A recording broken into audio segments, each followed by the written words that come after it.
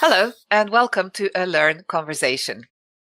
My name is Silvija, and my guest today is Sverre Alvik, who is a director of the Energy Transition Outlook in DNV. Welcome, Sverre.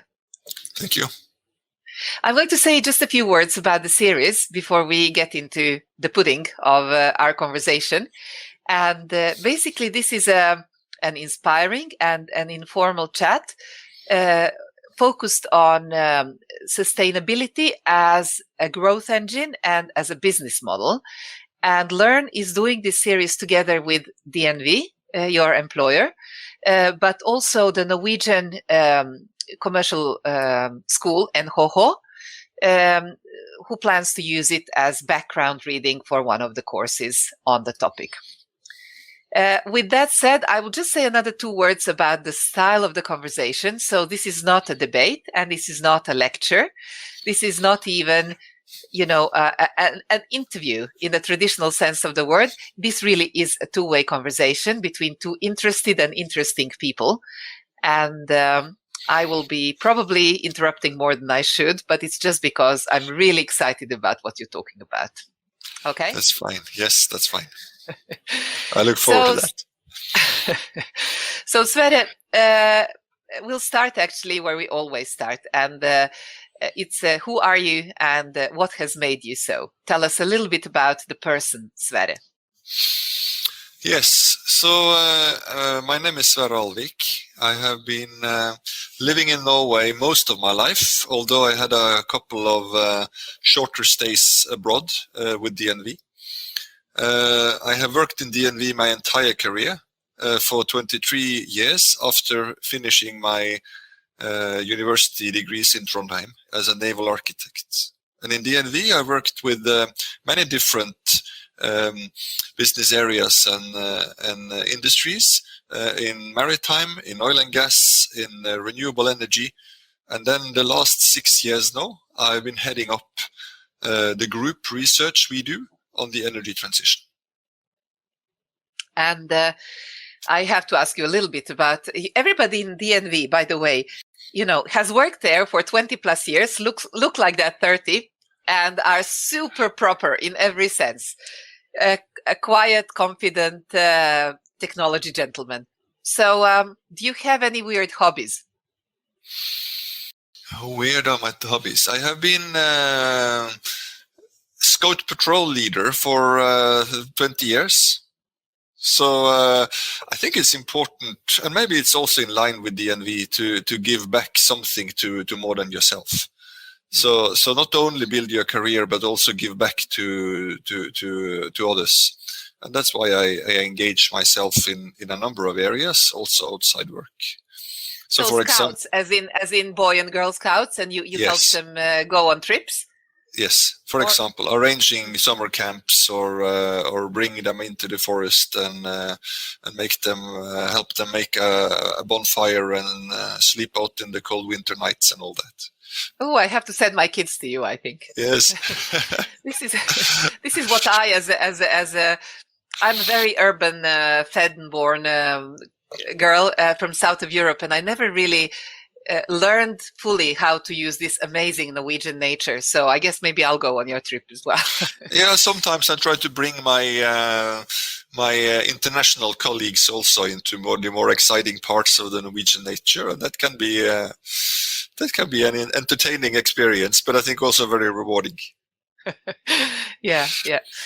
You need to learn to love both the cold and the rough, but I guess what you get back is like a million times more. So Sverre, I want you to tell us a little bit about DNV as well. We already had a chat with Kenneth and Luca about data platforms and data assurance, but we didn't really talk much about DNV's history. Could you tell us a little bit about, what's the company about and where does it come from? Yeah. I can, and the company has a very long history, 160 years almost. Started as a ship classification society, where all ships needed to have a class in order to get insurance.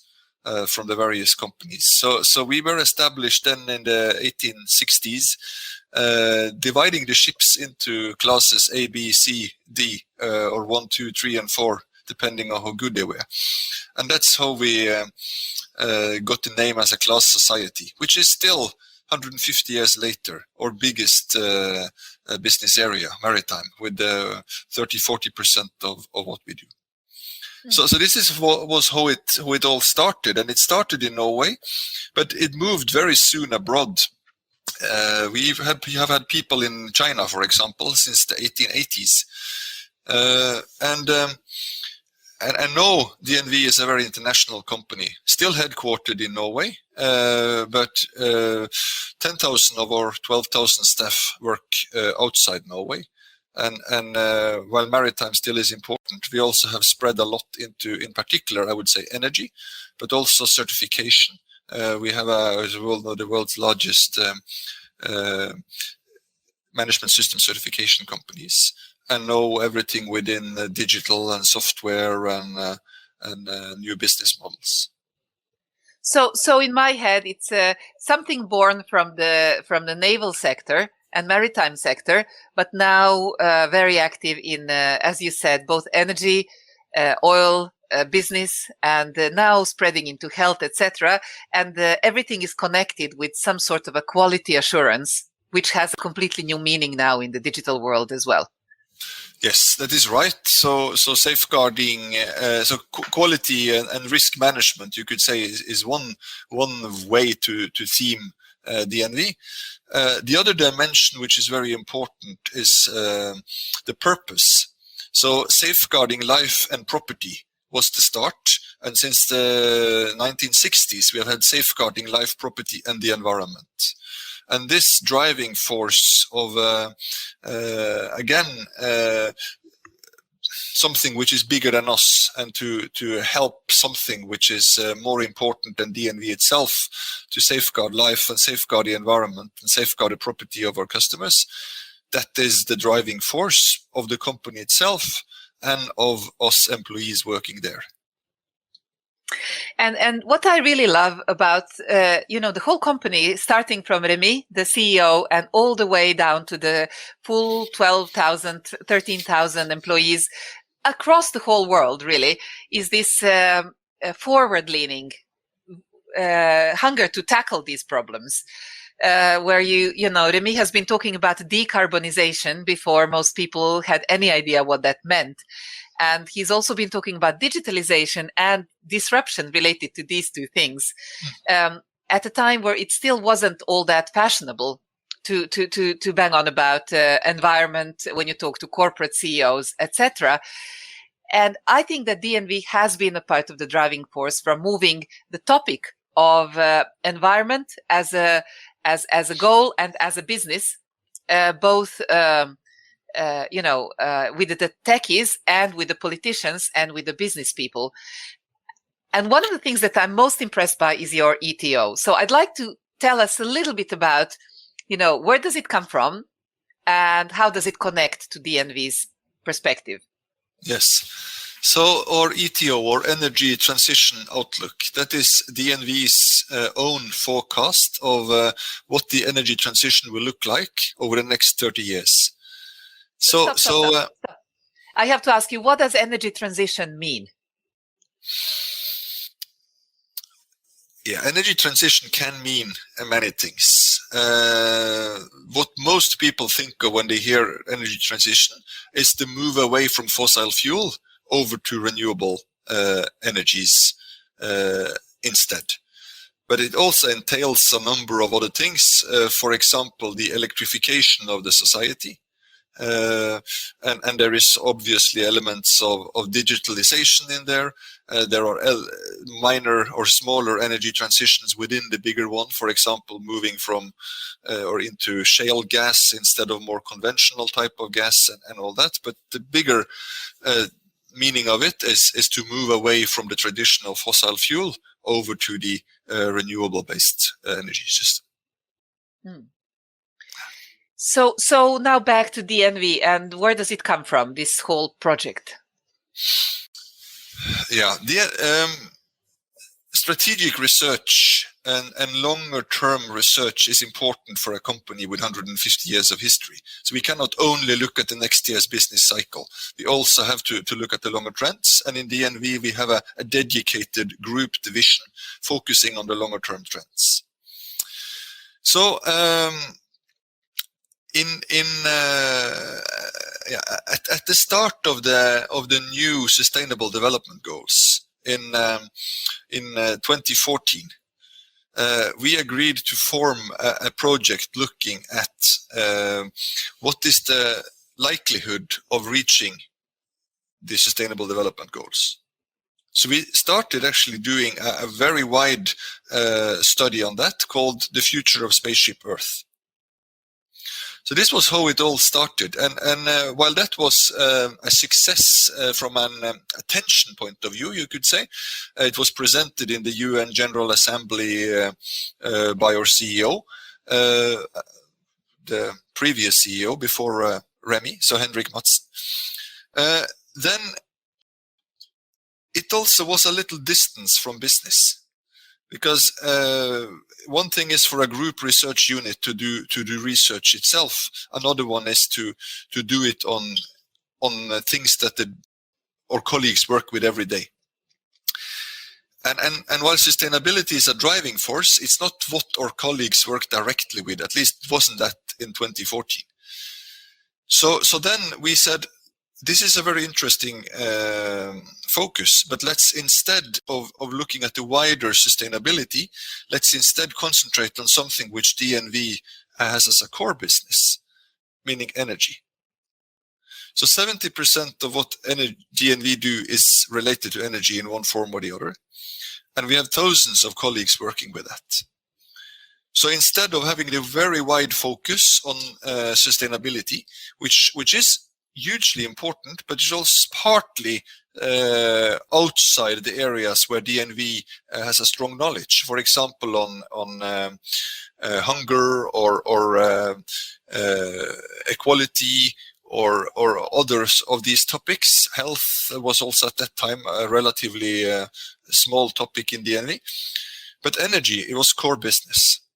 So that's how we moved into, in a dialogue with then the new CEO, Remy, on let's make instead a forecast of what the energy future will look like. And this is, or was at that time even, already partly a crowded field. We had the IEA, we had BP and Shell and a lot of the oil majors and other players coming with their transition. But who should we trust? And if you asked an average DNV employee on what does the future of oil look like, you got dramatically different answers depending on whether that colleague was working in the oil and gas business or whether he was working in the renewable energy business. So also to have a more coherent story from DNV's side was needed. So based on that, we formed a research unit and started to recruit people that could help modeling and publishing our view on the future of the energy global energy system. Sverre, I have to say I really admire the outcome. And you have corrected me already indirectly in this conversation. It's not a report, it's a forecast. And that's an important distinction. And also what I love about it is that it comes with some concrete positions for the future. It says something about what you believe will be the trends and the speed and what can be done in order to correct and justify. So tell us a little bit about where do you think it's going and, you know, what's the most important things we should be doing? So you're right. This is not just a report. It's not a range of scenario. It's one forecast. And of course, it's quite daring to go out and say that this is the forecast of the future, because we don't know the future better than other forecasters that look at this. But we choose to put our head out and say that this is what we believe, because not all futures are equally likely. And if you say that everything is uncertain, and it could be that we are going towards 5-degree global warming, or 3 degrees, or 1 degree, then you're confusing the decision makers. Because what we want to do is to give people a realistic view on where we currently, with the momentum we see, with the expected policies, economic development, technology development, will be ending. And then we could use that to say whether we're in the right direction, or what gap we need to close in order to move from where we're heading to where we would like to be heading. Because unfortunately, we are not heading to where we would like to be heading. So before we go there, I still want, we'll get back to where we want to be heading and where we are heading. But when you do this forecast, basically, you're also playing on some of the DNV strengths, which are many technology areas. You have some of the best engineers across fields such as maritime, energy, materials, networks, oil production. And it's by combining their understanding of the new technology as well that you are creating this forecast, right? That is right. So one thing is that we have a dedicated research unit looking at this. Another one is that we involve more than 100 colleagues from around the company, and that is experts on battery storage and on gas subsea developments, or high voltage grids, or whatever there is. And also we have some dozens of external experts, because DNV are not expert on all parts of the energy system. There are things like coal extractions or nuclear or others that we are hardly entering at all, and then we need some external expertise as well. So we use all that in order to have a technology-focused forecast, and as I think you started with, DNV is known for and expected to have a good technology overview. Then the most difficult part is maybe not technology development, but policy development. Because who could say what the carbon price will be in Latin America in 2040? It's impossible, but we still have to make a guess, or an estimate, or an assessment, because that is part of the energy system as well. So the policy is really the most challenging part, and we of course involve policy experts on this as well, but we also need to dare to do an assessment and an estimate of this.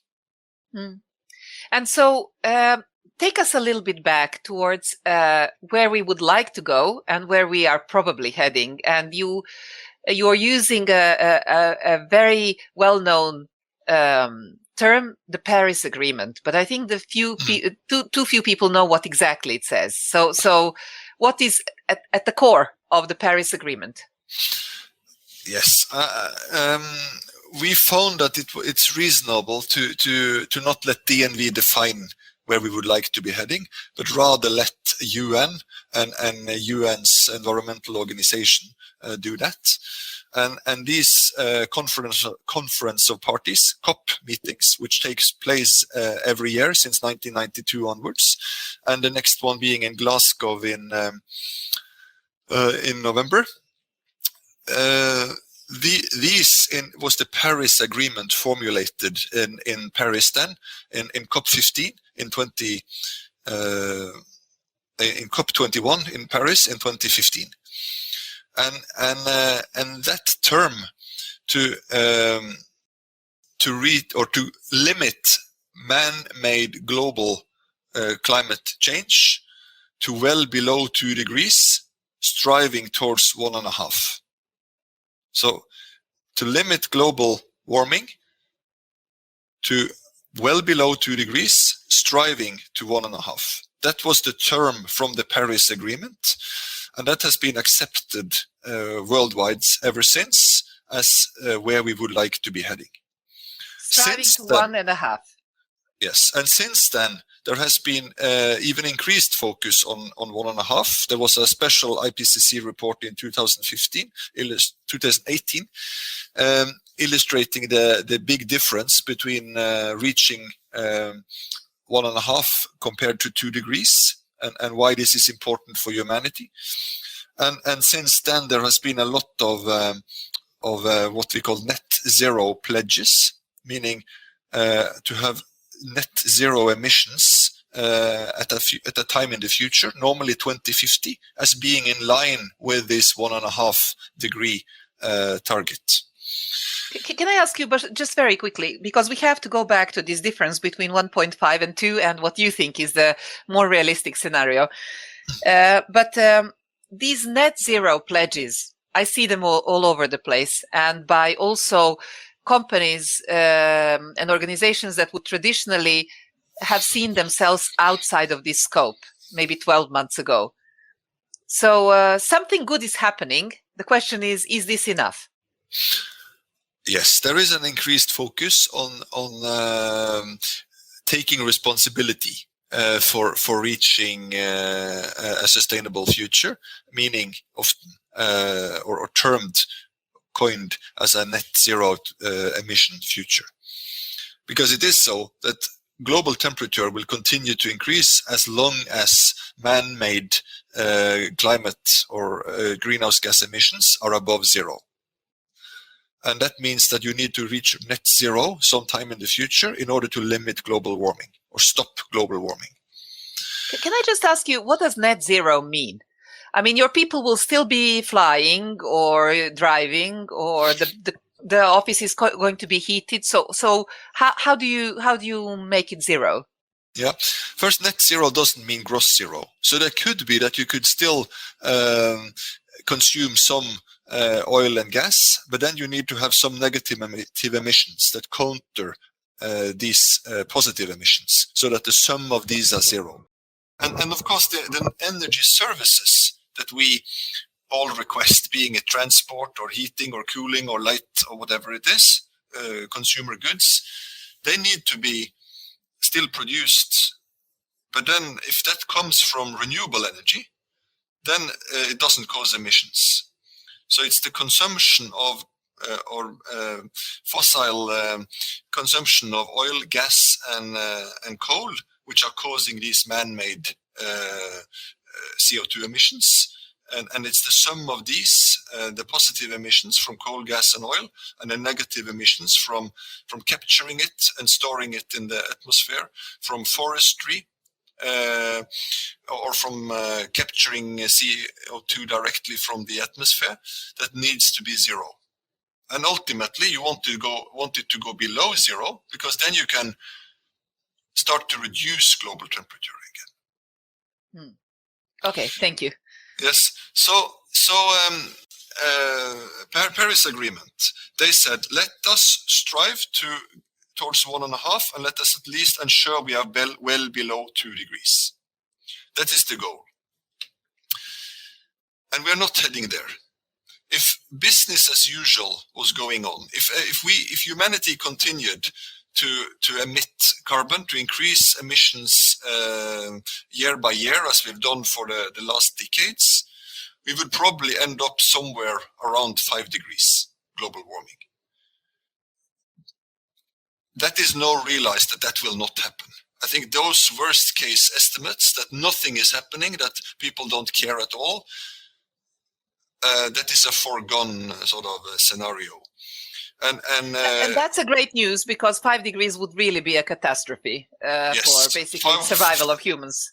Yes, 5 degrees would have really be a catastrophe, but also where we currently are heading, like somewhere between 3 and 4 degrees, which are now where we would be heading if we just continued as we did today, and then we would be heading somewhere between 3 and 4 degrees at the end of this century. That is also really a catastrophe. And why? The most important one being as large parts of the planet are uninhabitable for humans, and of course for other species living there. And just a question, I just need to be silly now, but basically no amount of air condition can fix this, because we can't produce food basically under these new conditions.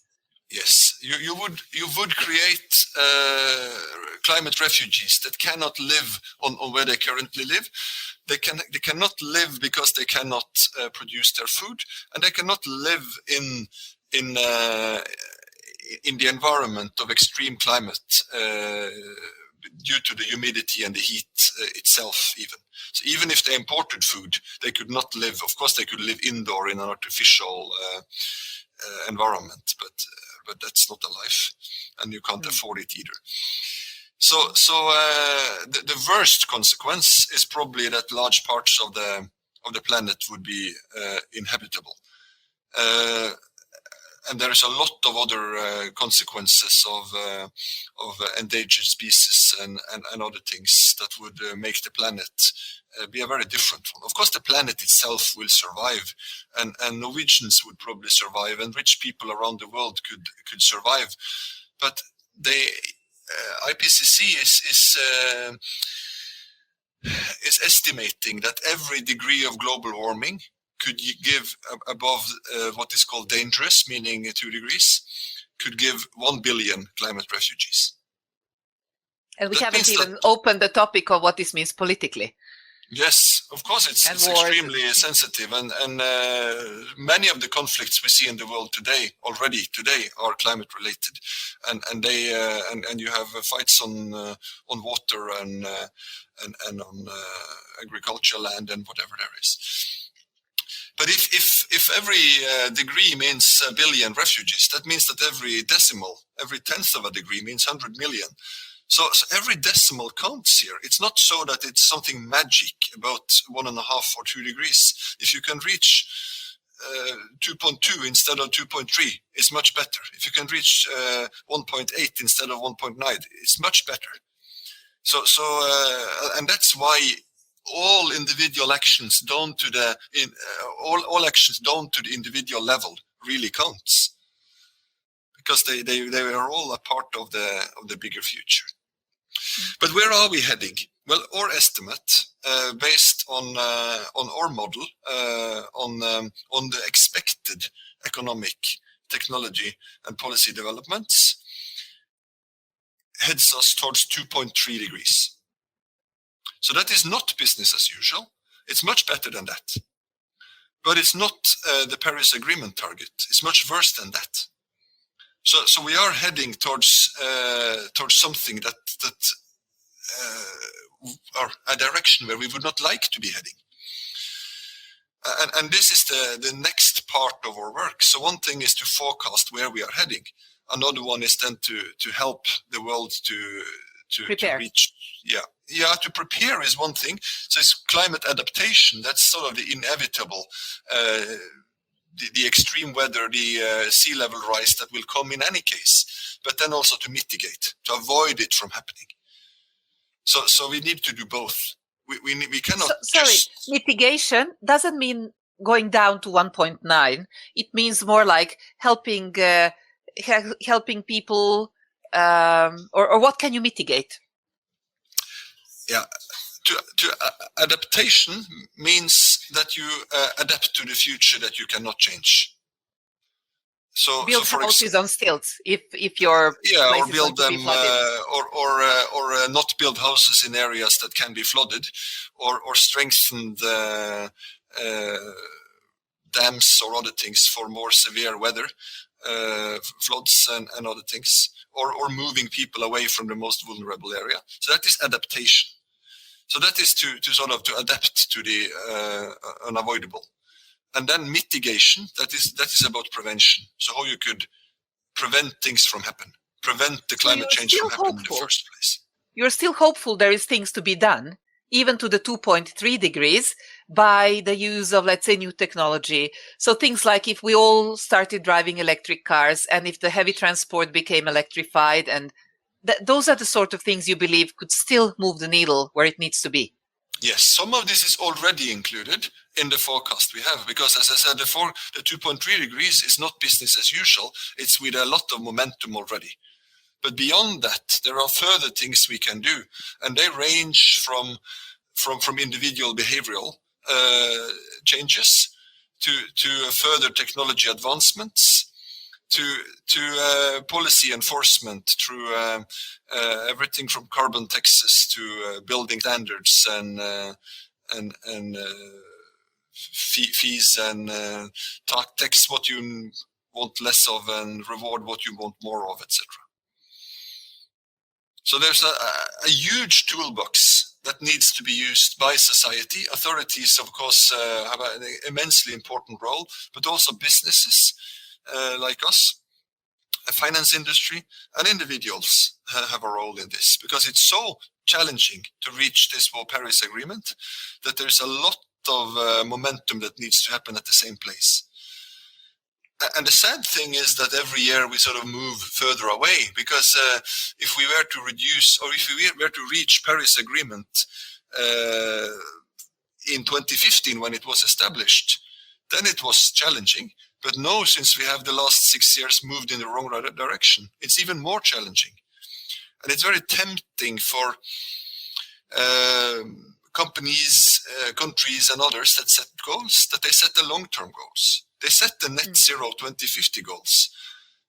But it's much harder what should be done the next 5 years, being it due to elections or individual wallets or company P&Ls or whatever there is.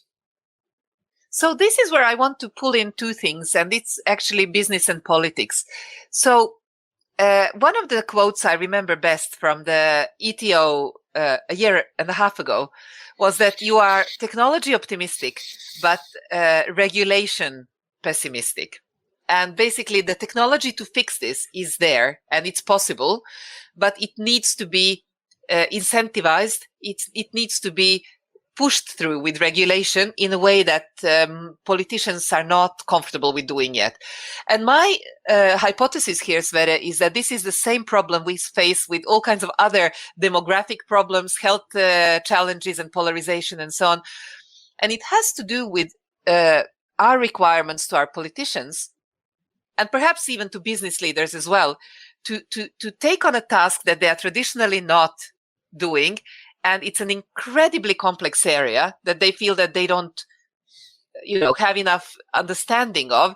And therefore, it's easier to postpone this and just talk about the close and the obvious. And so we end up with a really paradoxical politics where people, really don't want to pay more money to drive in through cities, while we really, really need to get people to drive less and perhaps drive cleaner. So what can we do to move from being regulation pessimistic to maybe being regulation opportunistic? So you mentioned something like put taxes on the stuff that's bad, standardize, make maybe people aware of effects of what they're doing. What do you believe in should be, the most obvious things in this toolbox? Some of the most obvious things are also the hardest ones. I mean, there has been known for decades that a global carbon tax would be a very effective recipe. And if you put it high enough, you wouldn't need much else, because people would buy, and companies, they would adapt if they had to pay the full externality cost of emissions being several $100s per ton of CO2.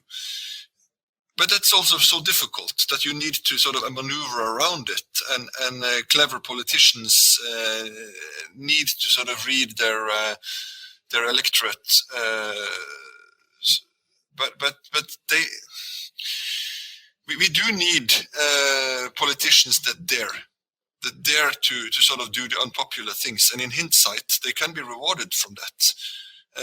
We have seen that before in Norway, for example. There was a lot of examples of this new røykeloven that came 10-15 years ago, and it was very unpopular.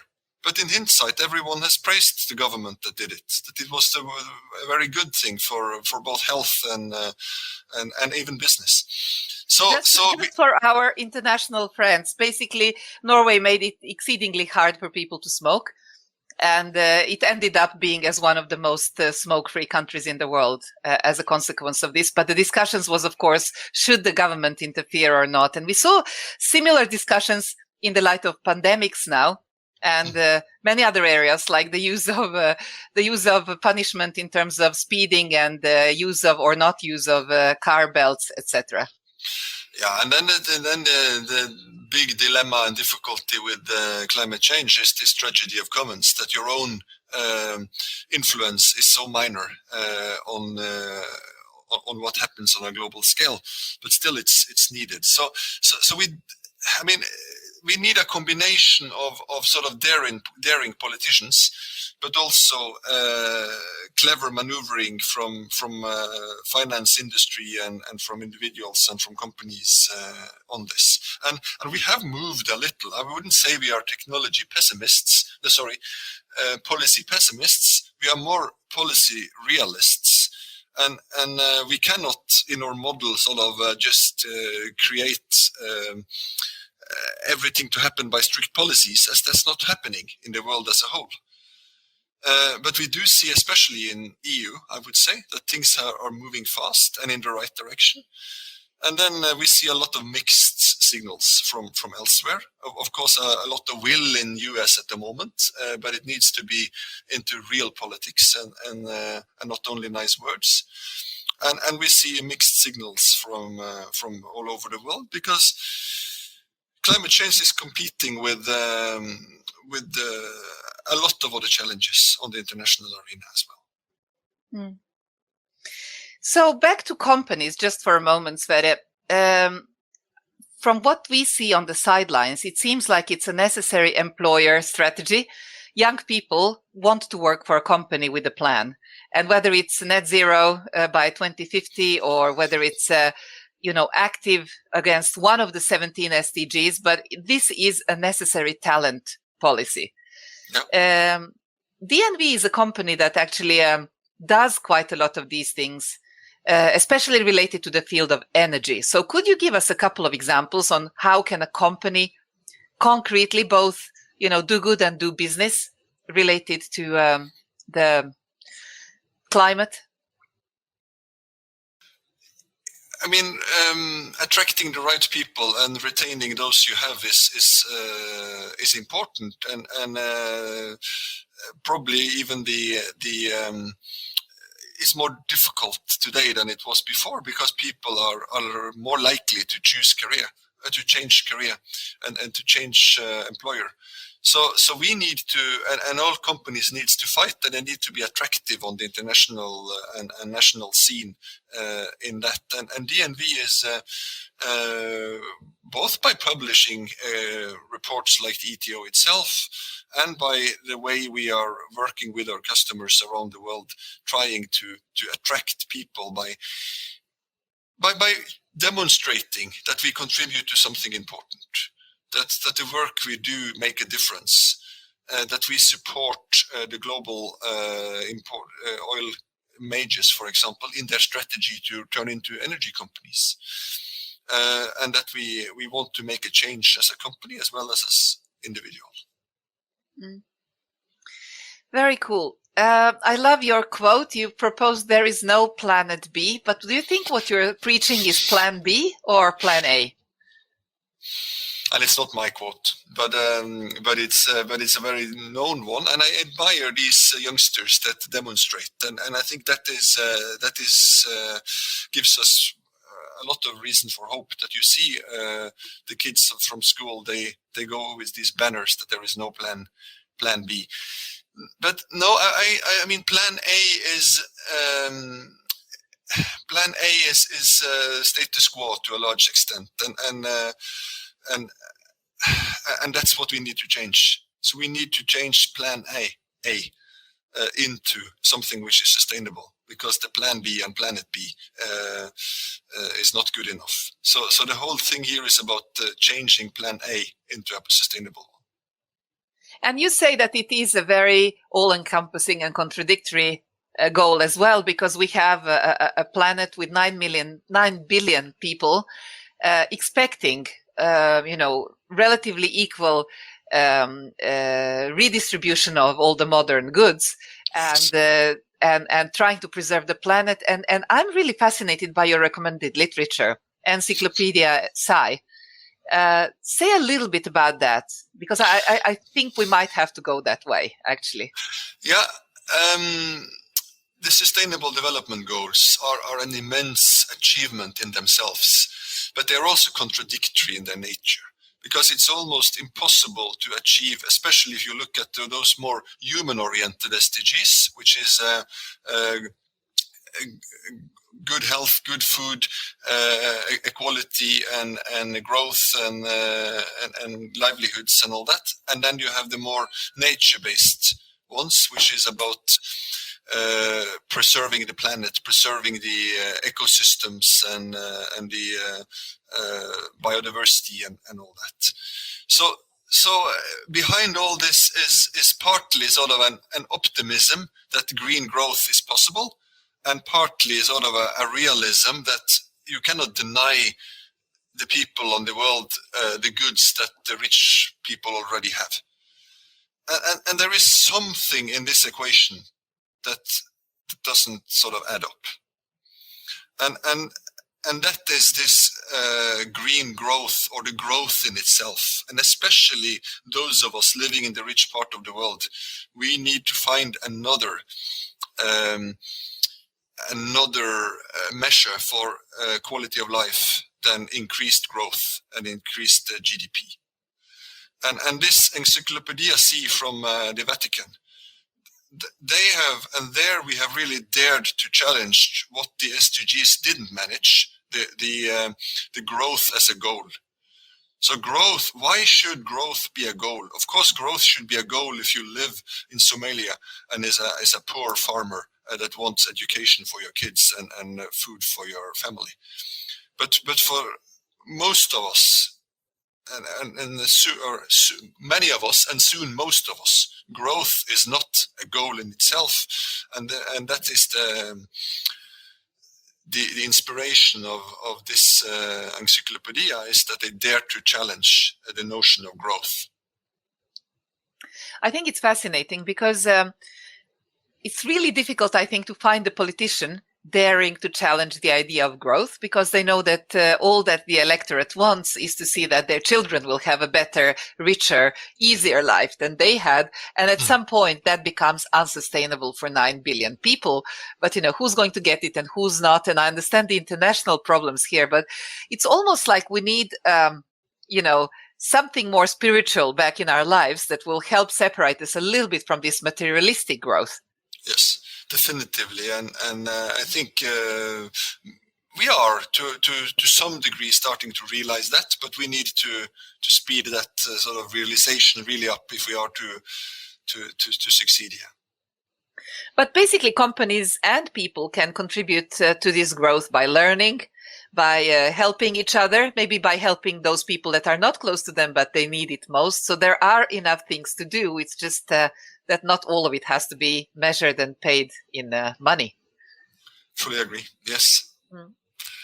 So, Sverre, we talked about the ETO. We talked about the consequences of it on business. If we are concluding, if I ask you finally, are you a pessimist, an optimist, a realist, or an opportunist on our ability to come to somewhere livable within the lifetime of our children, let's say? What would you say? I'm asked the question all the time if we can achieve the Paris Agreement, and I say yes, we can, but it's extremely difficult. So I'm somewhere between sort of an optimist and a realist. We can still make it, and we should strive to do it, because every decimal counts. I mean, it's so important, and it's so much better if we almost achieve it than if we don't achieve it at all.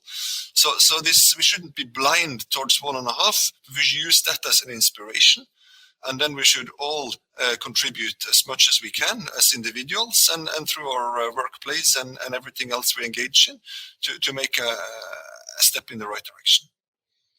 And I think what you said now is also super important. Every individual counts and every company counts. And we don't do it just because it's good business, although that is as well good business, short and medium term, but we do it because otherwise it won't happen. Yes, We all Thank have you so much. a part of the responsibility here. Thank you. Thanks for the opportunity, and good luck with the rest of the webinar series. Thank you so much, Sverre, and thank you for listening.